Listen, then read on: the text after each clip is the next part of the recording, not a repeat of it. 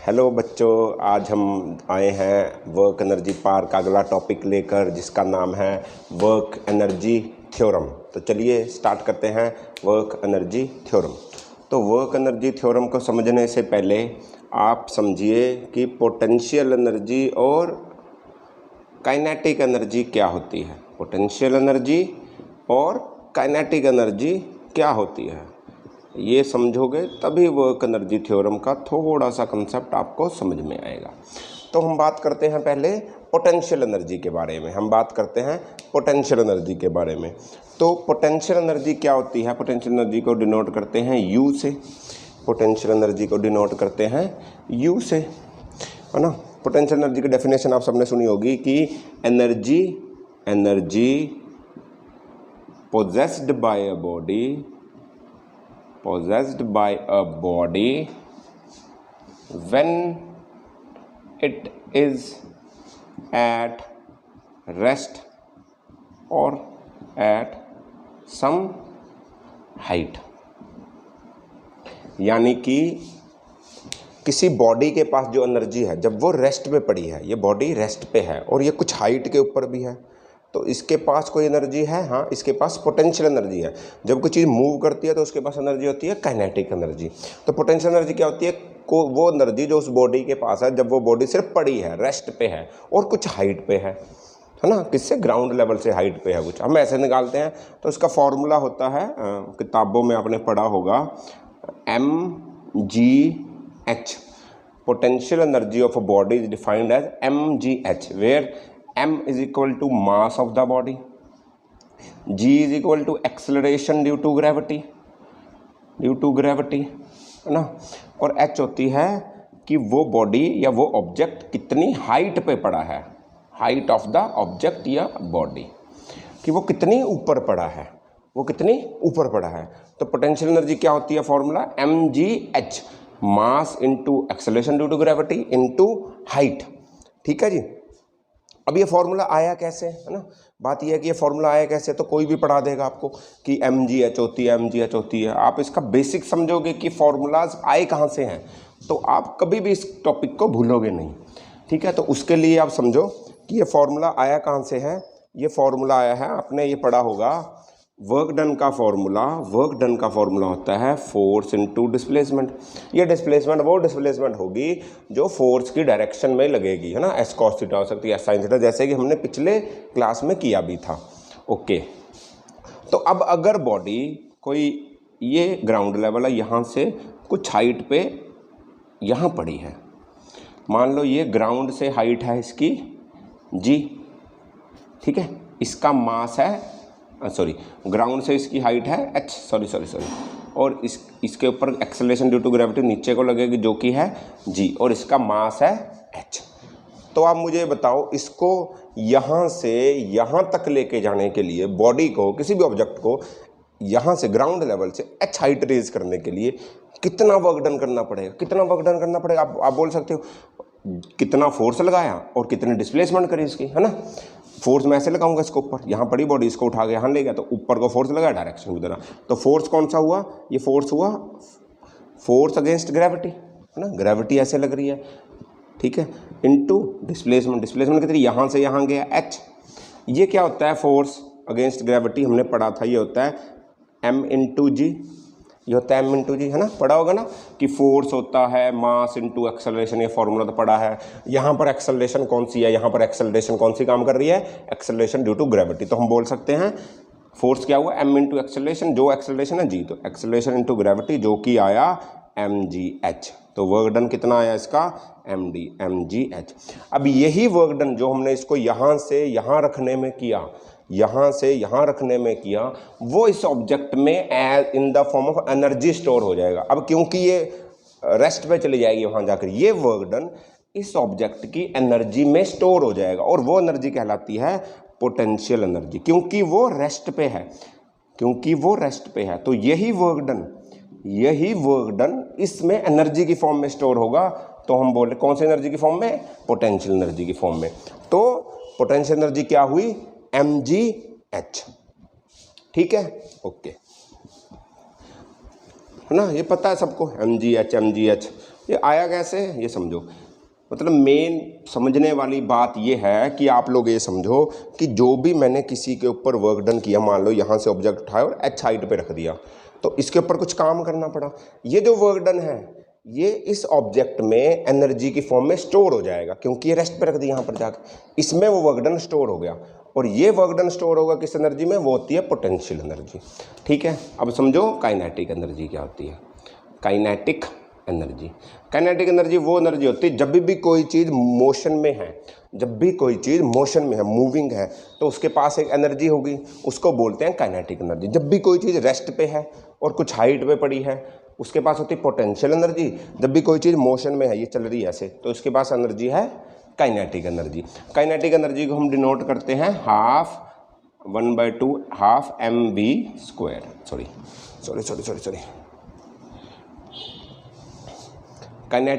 Kinetic energy को हम denote करते हैं हाफ mv², है ना, where m is mass of the body और v है उसकी वेलोसिटी, क्योंकि वो मूविंग है तो उसके पास कुछ वेलोसिटी होगी, और कुछ ऑब्जेक्ट है तो उसका मास भी होगा। तो किस वेलोसिटी से मूव कर रही है, क्या उसका मास है, तो ये उसकी काइनेटिक एनर्जी आ जाएगी।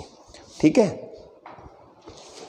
तो अगर मैं बोलूँ कि आपने अच्छा एक चीज़ पढ़ी होगी मोमेंटम नाम की, मोमेंटम आपने एक चीज़ पढ़ी होगी पहले, मोमेंटम, शायद छोटी क्लासेस में पढ़ा हो, है ना, शायद 10th में ही पढ़ा हो। तो मोमेंटम क्या होता है, पढ़ा होगा। मोमेंटम क्या होता है, मोमेंटम को डिनोट करते हैं पी से, है ना, कई किताबों में ऐसे पी से करते हैं, कभी छोटे पी से करते हैं, कुछ भी बोल दो आप, तो पी से करते हैं। मोमेंटम होता है मास of the body into its velocity, उस बॉडी का मास कितना है और उसकी वेलोसिटी कितनी है, ये है मोमेंटम। ये है momentum, mass of the body और उसकी वेलोसिटी। ये काइनेटिक एनर्जी और पोटेंशियल एनर्जी काइनेटिक एनर्जी और मोमेंटम आपस में कैसे रिलेट है, इसका एक फॉर्मूला आपकी बुक्स में भी गिवन है, तो जस्ट इस पे न्यूमेरिकल में काम आता है, तो जस्ट रिलेशन बता रहा हूँ। तो आप बोलो कि देखो ये तो है मेरी काइनेटिक एनर्जी, मैं इसको K से डिनोट कर देता हूँ, इसको P से डिनोट कर देता हूँ। तो मैं यहाँ से V की वैल्यू निकाल सकता हूँ, V is equal to P/m। मैं इस वैल्यू को उठाकर इसमें पुट कर सकता हूँ, 2 को 1 में पुट करूँगा V की वैल्यू को, तो क्या होगा, K is equal to half m और V का स्क्वायर यानी P/m का स्क्वायर। समझ आ रहा है, मैंने इसको उठाकर यहाँ पुट कर दिया, तो क्या होगा, हाफ mp²/m²। तो ये m से m कट गया, तो क्या आंसर आया, half p², half p²/m, m भी तो है ना। ठीक है, तो कैसे बोल सकता हूँ मैं इसको, K क्या होता है, p²/2m। ये काइनेटिक एनर्जी और मोमेंटम का रिलेशन है, ये काइनेटिक एनर्जी, ये मोमेंटम, ये मास ऑफ द बॉडी। ठीक है, ये समझ में आया। अब मेन बात करते हैं कि ये फॉर्मूला बना कैसे, ये फॉर्मूला कैसे बना, ये वाला फॉर्मूला कैसे बना, कौन सा, ये वाला, हाफ mv², हाफ mv²। एक बॉडी का मास है m, ठीक है, और वो मूव कर रही है किसी वेलोसिटी से v, वेलोसिटी है उसके पास, तो उसके पास मान लो एक्सेलरेशन है a, उसके पास मान लो एक्सेलरेशन है, मास है m, वेलोसिटी है उसकी v और एक्सेलरेशन है उसकी a। ठीक है, तो मैं क्या बोल सकता हूँ, इसके ऊपर फोर्स कितना लग रहा है, अच्छा, तो मैं बोल सकता हूँ कि इसके ऊपर फोर्स कितना लगा, m × a, जितना मास जितनी एक्सेलरेशन। तो काइनेटिक एनर्जी क्या हुई, काइनेटिक एनर्जी हुई वर्क डन, काइनेटिक एनर्जी क्या हुई, work done by the body to move through s displacement, यानी कि कितना वर्क डन किया v वेलोसिटी चलती बॉडी ने ताकि वो s की डिस्प्लेसमेंट कर पाए, काइनेटिक एनर्जी, यानी कि ये भी वर्क डन है, ये एनर्जी भी एज ए वर्क डन इसमें स्टोर हो जाती है। तो हम वर्क डन निकाल लेंगे तो काइनेटिक एनर्जी निकल आएगी। तो वर्क डन क्या हुआ, F × s, जितनी डिस्प्लेसमेंट और जितना फोर्स लगाया, वर्क डन क्या हुआ, फोर्स × डिस्प्लेसमेंट। ठीक है, और F है मेरा मास × एक्सेलरेशन, तो मैं रखूँगा मास × एक्सेलरेशन × डिस्प्लेसमेंट, ये वर्क डन आ जाएगा। देखो मास मेरे को पता है उसका m है, a एक्सेलरेशन s, अभी s कहाँ से आएगा, तो आप देखो कि अगर वो बॉडी v वेलोसिटी से मूव कर रही थी, अगर वो बॉडी v वेलोसिटी से मूव कर रही थी तो उसकी फाइनल वेलोसिटी कितनी होगी, उसकी फाइनल वेलोसिटी है v, उसकी फाइनल वेलोसिटी है v। ठीक है, v इनिशियल वेलोसिटी उसकी जीरो होगी, रेस्ट पे होगी पहले वो, ठीक है। तो मैं ये फॉर्मूला लगा सकता हूँ, v square minus u square is equal to 2as। Initial velocity उसकी जीरो है, फाइनल वेलोसिटी वी है, इससे मूव कर रही है 2as। यहाँ से s की वैल्यू निकलेगी क्या, इसके यहाँ से s की वैल्यू निकली v square by 2a, v square by 2a। मैं यहाँ रख सकता हूँ m into a into v square by 2a। a से a कटा, आंसर क्या आया एम बी स्क्वायर बाय 2। तो कितना वर्क डन लगा उसको F4 से मूव करने में, ताकि वो ऐसे डिस्प्लेसमेंट दूर गई, उसको वर्क डन लगा एम बी स्क्वायर बाय 2। अब यही वर्क डन उस बॉडी के अंदर एनर्जी की फॉर्म में स्टोर हो जाएगा, और उस एनर्जी को बोल रहे हैं काइनेटिक एनर्जी, क्योंकि वो बॉडी मोशन में है। जब कोई बॉडी ऊपर पड़ी थी रेस्ट पे, तो वही वर्क डन उसके अंदर स्टोर हो गया था पोटेंशियल एनर्जी की फॉर्म में, यही वर्क डन उसके अंदर स्टोर हो जाएगा काइनेटिक एनर्जी की फॉर्म में। तो काइनेटिक एनर्जी क्या हुई, हाफ एम वी स्क्वायर। तो ऐसे ये फॉर्मूला आता है, तो उसको नोट करें और समझें, ठीक है, ओके। तो अब मेन बात करते हैं वर्क एनर्जी थ्योरम, जो कि आपके सिलेबस में है ना, जिसके बेस पे क्वेश्चन भी आते हैं, और कई बच्चों को बड़ी दिक्कत है इस थ्योरम को समझने में। तो हम बिल्कुल सिंपल बात लफ्ज़ों में इसकी बात करेंगे कि वर्क एनर्जी थ्योरम क्या कहती है। वर्क एनर्जी थ्योरम पहले तो क्या कहती है समझो। वर्क एनर्जी थ्योरम ये कहती है कि जितना भी किसी की काइनेटिक एनर्जी में चेंज हुआ है, एक ऑब्जेक्ट जो वी वेलोसिटी से मूव कर रहा था, है ना, उसका मास m था, मान लो उसकी वेलोसिटी बदल गई, मान लो पहले वो v1 वेलोसिटी से चल रहा था, उसकी वेलोसिटी v2 हो गई, है ना, कम ज़्यादा कुछ भी हुई, तो यहाँ पर उसकी काइनेटिक एनर्जी कितनी हुई, हाफ एम v1 का स्क्वायर। यहाँ पर कितनी हुई, हाफ एम v2 का स्क्वायर, ठीक है। तो यहाँ से यहाँ काइनेटिक एनर्जी उसकी चेंज हुई है। अब यहाँ से यहाँ काइनेटिक एनर्जी कितनी चेंज हुई, ये कैसे निकालोगे। अब बोलोगे मास है, वेलोसिटी और वेलोसिटी निकाल लेंगे, बात खत्म। मुझे नहीं पता वेलोसिटी कितनी उसकी, ठीक है, मुझे एक वेलोसिटी पता, तो इसका एक और फार्मूला, इसको वर्क एनर्जी से बोले चेंज इन काइनेटिक एनर्जी। इसका एक और फार्मूला क्या है, change in kinetic energy, change in kinetic energy is equal to work done, is equal to work done by the forces acting in the line of force, है ना, किताबों में ऐसा लिख रखा है, इसको समझो, कुछ नहीं आए।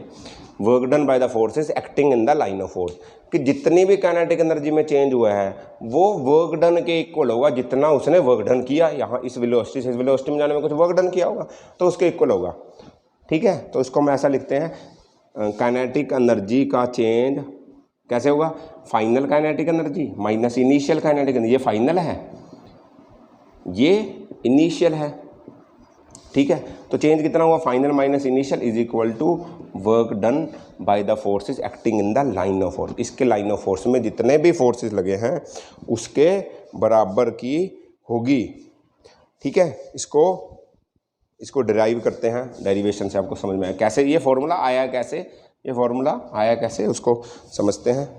मान लो कोई बॉडी m मास है उसका, है ना, इनिशियल वेलोसिटी u मान लो, और फाइनल वेलोसिटी उसकी v। वेलोसिटी में चेंज हुआ तो a होगी उसकी एक्सेलरेशन, तो a उसके पास है एक्सेलरेशन।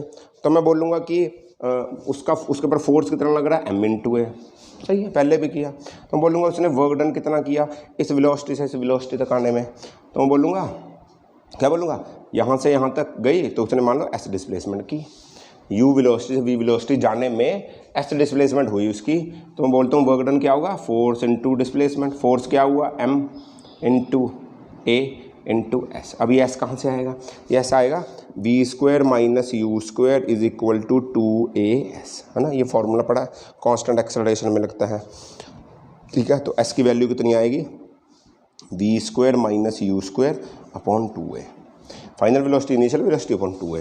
तो मैं यहाँ वैल्यू रख सकता हूँ m into a into v square minus u square upon 2a।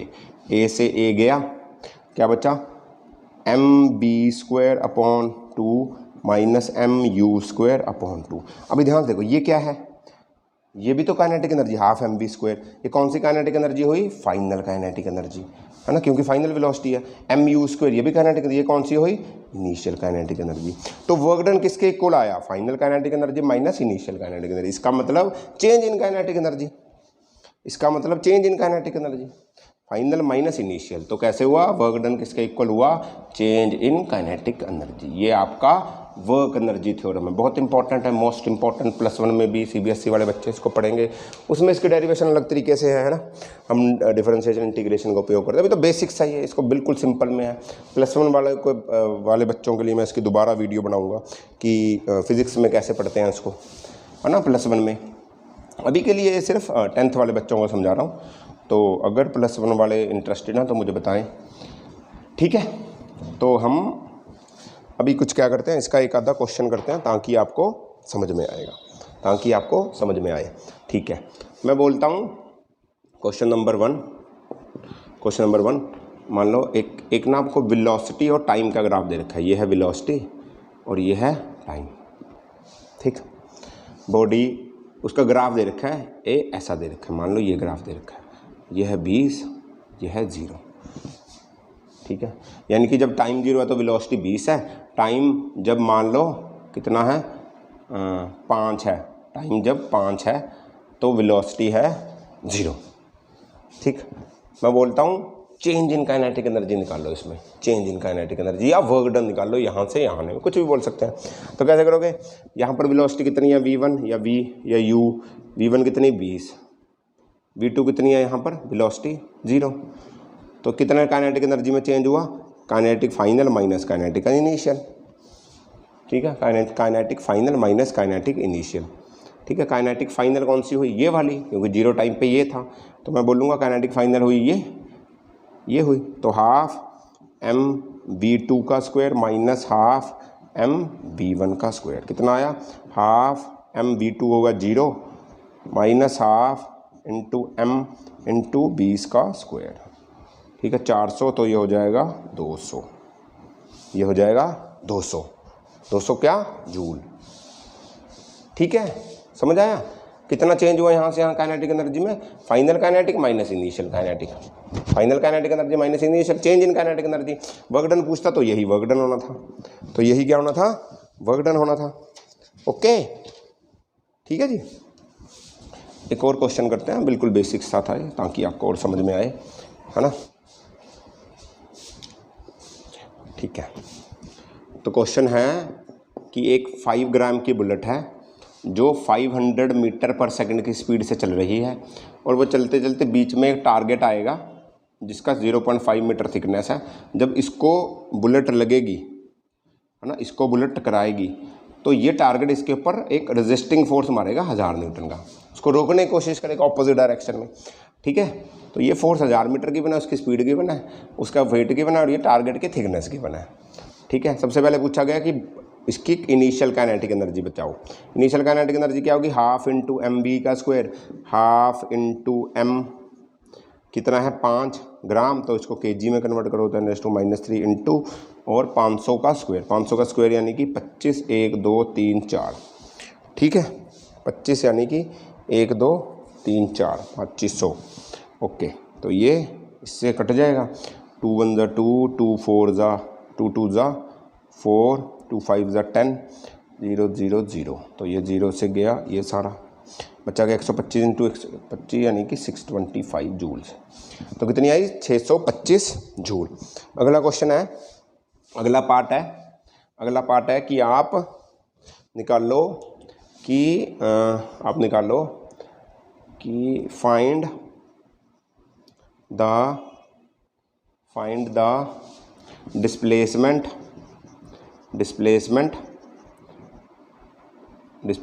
when bullet comes to rest after hitting the target of 0.5 metre, यानी कि 5, ये इस टारगेट को टच कर फिर रेस्ट पे कब आएगी, वो डिस्प्ले कितनी दूर जाके रेस्ट पे आएगी। मैं मान लेता हूँ वो डिस्प्लेसमेंट है s, ठीक है, मैं मान लेता हूँ वो डिस्प्लेसमेंट है s। तो क्या होता है, वर्क डन कितना किया इसने यहाँ से रेस्ट पे आने में, जितना फोर्स उतनी डिस्प्लेसमेंट, ठीक। वर्क डन कितना, फोर्स इंटू यहाँ से कितना वर्क डन, फोर्स कितनी लगी और डिस्प्लेसमेंट कितनी हुई। अब ये वर्क डन किसके इक्वल होता है, हमने पढ़ा था चेंज इन काइनेटिक एनर्जी के अंदर, यानी कि final kinetic energy minus initial kinetic energy, final kinetic energy minus initial kinetic energy. देखो अभी इसकी वेलोसिटी है इतनी, एंड में आएगी रेस्ट पे, तो उसके पास वेलोसिटी कितनी हुई 0, इसके पास वेलोसिटी कितनी हुई 0, तो ये वाली काइनेटिक एनर्जी तो 0 हो जाएगी, एक काइनेटिक एनर्जी तो 0 हो जाएगी ये वाली, तो बचेगी सिर्फ ये एक, यानी कि half mv² is equal to force कितना, ये 1000 न्यूटन इंटू एस निकालना हमें, है ना। कहाँ करें इसको रब कर देते हैं, ठीक है। तो कैसे निकाल लोगे, एस कैसे निकाल लोगे, हाफ इंटू 10⁻³ इंटू वेलोसिटी कितनी है इसकी, अच्छा ये तो हमने निकाल ही रखा था, ये आया था 625 आया था, छोड़ो इसको, is equal to 1000 into s कितना आया 0.625 मीटर। कितने डिस्प्लेसमेंट कर इसकी वेलोसिटी रेस्ट हो जाएगी, कब रुक जाएगी ये 0.625 मीटर के बाद ये गोली इसको टकराने के बाद गिर जाएगी, इसके बाद ये गिर जाएगी, ठीक है। अभी एक चीज़ और निकालनी है आपको, वो है स्पीड, बताओ बुलेट की, speed of bullet when it hits the target. इसको लगने के टाइम, जब इसको लगेगी तो उसकी स्पीड कितनी होगी, जब वो इसको लगेगी तो उसकी स्पीड कितनी होगी, समझो इसको, इस बात को समझो, बहुत बड़ा इंपॉर्टेंट क्वेश्चन है, सारे डाउट्स क्लियर होते हैं इसमें। देखो बुलेट उसको टकराई, है ना, उसको टकराने के पहले बुलेट के पास कुछ वेलोसिटी थी, जब इस टारगेट को टकराएगी तो उसकी वेलोसिटी कम हो जाएगी, इसकी वेलोसिटी कम होगी या नहीं होगी, इसको रोकेगा, 1000 न्यूटन का फोर्स मारा, इसको उल्टा इसको रेजिस्ट करेगा, ठीक है, इसको रोकेगा। तो पहले इसको टकराने से पहले हमने इसकी एनर्जी निकाली थी, कितनी आई थी 625 जूल, यही थी, है ना। मैं मान लेता हूँ जब इसको टकराएगी तो क्या होगा, इसकी वेलोसिटी कम हो जाएगी, या नहीं होगी ना, ठीक है। अच्छा ये कितने का वो करेगा वर्क डन, इसके ऊपर कितना वर्क डन करेगा ये, इस फोर्स के कारण, इसके कारण, तो ये जो शीट है 0.5 मीटर की, ये बुलेट के ऊपर कितना वर्क डन करेगी, जितना इसने फोर्स मारा, कितनी डिस्प्लेसमेंट होगी इसने, इसके 0.5 मीटर, फोर्स कितना इसका, इतना, तो कितना वर्क डन किया इसने बुलेट के ऊपर, इस शीट ने 500 जूल। देखो बुलेट यहाँ थी जब, तो उसके पास एनर्जी थी 625 जूल, अभी इसके पास एनर्जी है 500 जूल, ठीक है। जब इसको टकरा कर बाहर निकलेगी तो उसके पास एनर्जी कितनी बचेगी, 600 माइनस 500 तो यहाँ लग गई वर्क डन में, बची कितनी 125 जूल। समझ आया ये, 625 उसके पास यहाँ थी एनर्जी, टकराई तो उसने 500 जूल का वर्क डन खा लिया, तो उसके पास कितनी एनर्जी बची 125 जूल्स। अब ये जो 125 जूल बची है, ये मैं मान लेता हूँ कि अब इस 125 के लिए उसकी वेलोसिटी है v डैश, तो ये कितना, ये भी तो चेंज इन काइनेटिक एनर्जी होगा, half mv' is equal to 125 joule. तो आप क्या करोगे, ये वेलोसिटी निकाल लोगे, ये आपका आएगा आंसर, निकाल के दिखाऊं क्या, इसको निकाल लोगे तो वेलोसिटी कितनी आएगी, निकाल लेना इतना खुद, आंसर कमेंट करना जितना भी आंसर आएगा। ये समझ आया। अरे यार 625 जूल उसकी एनर्जी यहाँ थी, फिर जब उसने यहाँ टकराई कुछ वर्क डन हुआ उसके ऊपर, वो इसने कंज्यूम कर लिया, तो 625 में से 500 जूल एनर्जी इसने खा ली, क्योंकि उसको रोक लिया, उसकी वेलोसिटी कम कर दी। उसके बची कितनी एनर्जी, इतनी एनर्जी कितनी वेलोसिटी से चलेगी, इस वेलोसिटी से चलेगी। अभी चल रही है तो उसके पास काइनेटिक एनर्जी होगी ना, तो उसकी वेलोसिटी कम हुई, तो कितनी कम हुई, हम बोले कितनी वेलोसिटी उसकी, ये वेलोसिटी। ओके ठीक है ओके। अगला टॉपिक हम जल्द ही कोई लेके आएंगे, तब तक के लिए पढ़ते रहिए, खुश रहिए, बाय बाय।